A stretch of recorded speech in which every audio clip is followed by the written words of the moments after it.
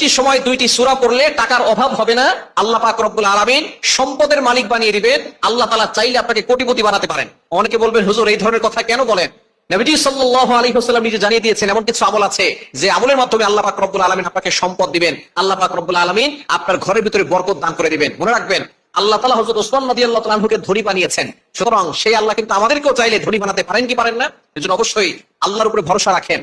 এক নাম্বার হচ্ছে ফজরের নামাজ ঘরের প্রত্যেকটা সদস্য পড়বেন। 5 ওয়াক্ত নামাজ তো অবশ্যই পড়বেন, ফজরের নামাজ সকলে পড়বেন, কারণ ফজরের সময় আল্লাহ পাক রব্বুল আলামিন বরকত দিয়ে থাকেন। নবীজি সাল্লাল্লাহু আলাইহি ওয়াসাল্লাম এই ফজরের সময় আল্লাহর কাছে দোয়া করেছেন যাতে করে এই ফজরের সময়টা বরকতময় হয়। নবীজি সাল্লাল্লাহু আলাইহি ওয়াসাল্লাম বলেছেন সহিহ বুখারীর হাদিস, আল্লাহুম্মা বারিক লি উম্মতি ফি বুকুরিহা, আল্লাহ আমার উম্মতের সকালটা তুমি বরকতময় করে দাও। আল্লাহ পাক রব্বুল আলামিন এই দোয়া কবুল করেছেন। সুতরাং যারা ফজরের নামাজ পড়ে এবং ফজরের নামাজের পরে সূরা ইয়াসিনের তেলাওয়াত করে, আল্লাহ পাক রব্বুল আলামিন ওই ঘরের ভিতরে কোনো অভাব রাখে না, ওই ঘরকে সকল বিপদ আপদ থেকে হেফাজত করেন, দুশমনের দুশমনি থেকে হেফাজত করেন, হিংসুকের হিংসুক চোখ থেকে হেফাজত করেন এবং বালা মুসিবত থেকে আল্লাহ তাআলা সকল দুর্ঘটনা অ্যাক্সিডেন্ট থেকে ওই ঘরের প্রত্যেকটা সদস্যকে হেফাজত করেন।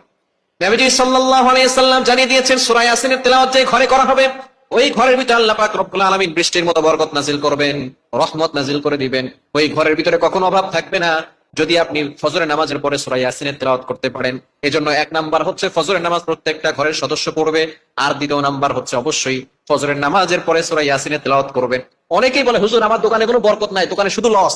আপনার দোকানে ফজরের নামাজ পড়ে দোকান খুলবেন।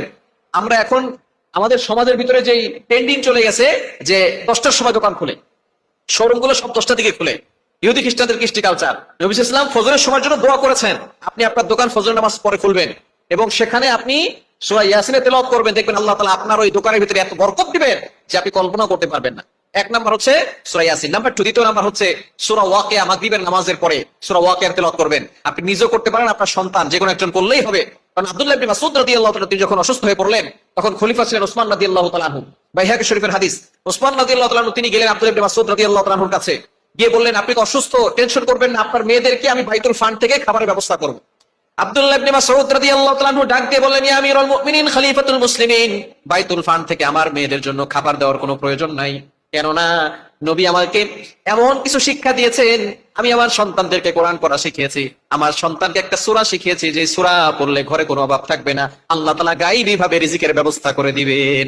আব্দুল্লাহ ইবনে মাসউদ রাদিয়াল্লাহু তাআলা বললেন, নবী সাল্লাল্লাহু আলাইহি ওয়াসাল্লাম বলেছেন যে ঘরে সূরা ওয়াকিয়া পড়া হয় সেই ঘরে কখনো বরকত কমে না, আল্লাহ পাক রব্বুল আলামিন গায়বী ভাবে রিজিকের ব্যবস্থা করেন, আল্লাহ পাক রব্বুল আলামিন সম্পদের অভাব সেই ঘরে রাখেন না। আমি আমার মেয়েদেরকে সূরা ওয়াকিয়া পড়া শিখিয়েছি, তারা প্রতি রাতে সূরা ওয়াকিয়া পড়ে, আল্লাহ তাআলা তাদেরকে গায়বী ভাবে রিজিকের ব্যবস্থা করবেন, বাইতুল ফান্ড থেকে আমার মেয়েদের জন্য খাবার দেওয়ার কোনো দরকার নেই। সুতরাং আপনার ঘরে দুইটা সময় দুইটা সূরা পড়বেন। এক নাম্বার হচ্ছে ফজরের পরে সূরা ইয়াসিন, দ্বিতীয় নাম্বার হচ্ছে মাগরিবের পরে সূরা ওয়াকিয়া। ইনশাআল্লাহ আল্লাহ তাআলা ঘরের ভিতরে বরকত দিবেন, সম্পদের কোনো অভাব ওই ঘরের ভিতরে থাকবে না।